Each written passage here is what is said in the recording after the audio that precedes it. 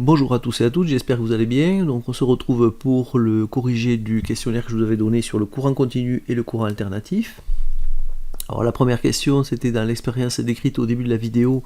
On a rempli le bécher d'une solution de sulfate de cuivre qui contient des ions cuivre Cu2+. Ces ions cuivre sont des atomes de cuivre qui ont... Alors je donnais le choix entre gagner des protons, gagner des électrons, perdu les protons ou perdu les électrons. Alors, il ne s'agissait pas de protons, il s'agissait forcément d'électrons. Quand un atome se transforme en ion, il y a un mouvement d'électrons. Alors pour savoir s'il gagne, il perd, je vous rappelle que si l'ion est positif, l'atome a perdu des électrons, et si l'ion est négatif, l'atome a gagné des électrons. Donc ici, le fait qu'on ait des ions positifs, ce sont des atomes de cuivre qui ont gagné des électrons. Deuxième question, dans la pile électrochimique fabriquée au début de la vidéo, les électrodes sont en... c'était zinc et cuivre. Celle qui était dorée était en cuivre, et celle qui était grise était en zinc. Question 3, dans la pile électrochimique fabriquée au début de la vidéo, il y a création d'un courant électrique parce que... Alors le courant électrique est toujours dû à un mouvement d'électrons, donc c'est dû à un déplacement d'électrons à cause des ions cuivre qui volent des électrons aux atomes de zinc. Question 4, dans la pile électrochimique fabriquée au début de la vidéo, la réaction qui se produit, c'est une oxydoréduction, c'est dit dans la vidéo. Question 5, l'inventeur de la pile électrique est Alessandro Volta. Question 6, les piles salines sont nommées ainsi parce que, non pas parce qu'elles contiennent du sel, non pas parce qu'elles sont fabriquées au bord de la mer, mais parce qu'elles contiennent l'électrolyte salin, le chlorure d'ammonium. Et le physicien français, à ma connaissance, Alphonse Salins, n'existe pas. Question 7, les piles qui ont la plus grande durée de vie sont les piles au lithium, les plus récentes. Question 8, dans les piles salines et les piles alcalines, la borne plus est reliée à une tige qui plonge dans la pile. Cette tige est constituée de carbone. Il n'y a que dans les piles au lithium que ce n'est pas du carbone, mais le carbone est remplacé par du lithium.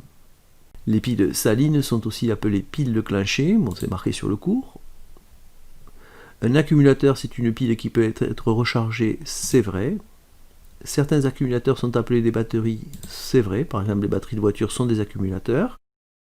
Question 12, lorsque vous branchez votre téléphone portable au chargeur sur une prise murale, il est en phase de charge. On reconstitue les réactifs. Question 13, le courant alternatif a été inventé par Nikola Tesla. Question 14, votre maison est alimentée par du courant continu alternatif. La bonne réponse, c'est alternatif. Question 15, le créateur de la société Tesla, c'est Elon Musk. On en parle en ce moment, avec le programme SpaceX. Donc le programme spatial de la société Tesla s'appelle SpaceX. On est en plein dans l'actualité. Le courant alternatif est créé par un appareil appelé alternateur, d'où son nom. Question 18, le tracé représenté ci-dessous est obtenu sur l'écran d'un appareil. Alors voilà le tracé, donc ça c'est l'écran d'un oscilloscope. Question 19, le courant alternatif doit son nom au fait. Alors c'est au fait qu'il alterne les moments où il circule dans un sens et tantôt dans l'autre. Donc c'est ça, il alterne ça.